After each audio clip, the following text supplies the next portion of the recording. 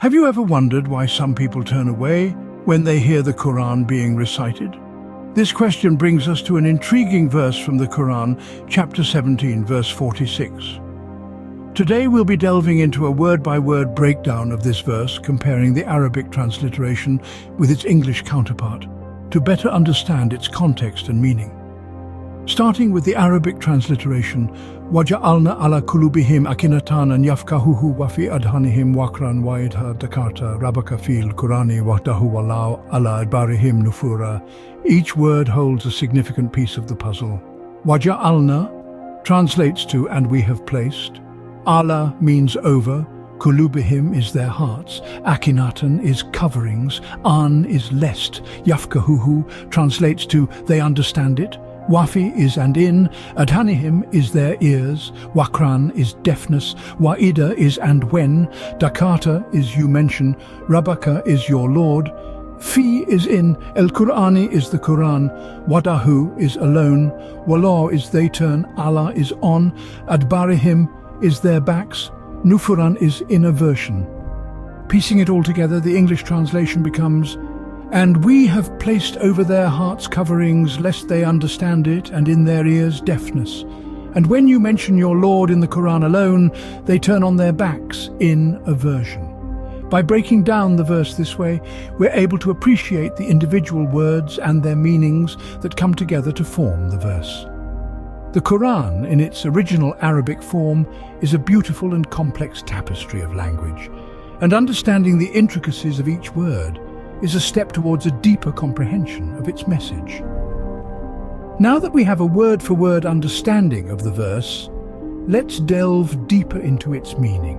Understanding the Quran requires more than just a literal translation. It requires an analysis of the context and the message being conveyed. So let's delve deeper into chapter 17, verse 46.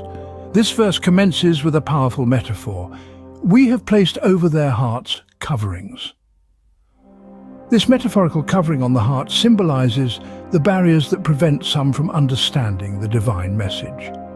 It's not a physical barrier, but a metaphorical one.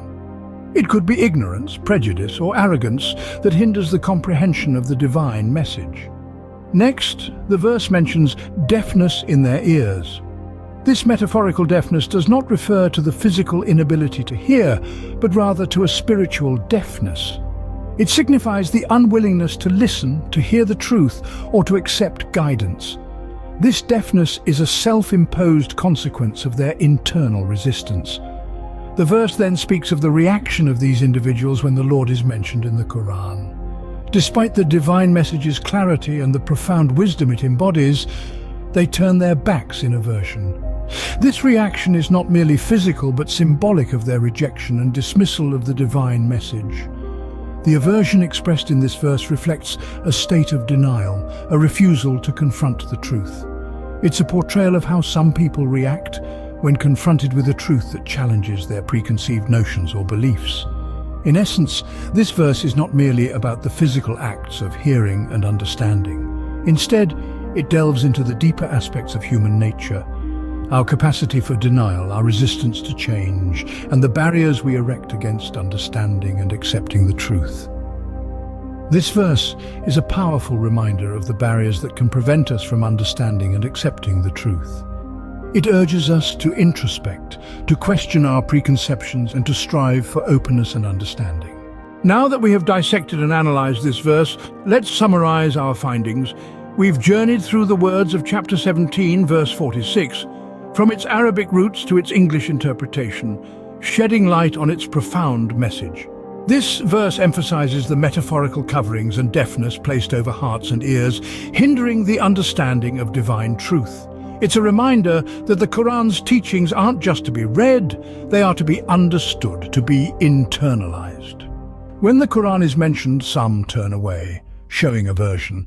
This is a metaphor for the barriers we might have that prevent us from fully comprehending the Quran's teachings. Understanding goes beyond the literal translation. It's about connecting with the essence, the spirit of the message. It's about removing those metaphorical coverings, those blockades that keep us from understanding. May this understanding inspire us to seek knowledge and truth, and may it help us remove any barriers that prevent us from fully comprehending the teachings of the Quran.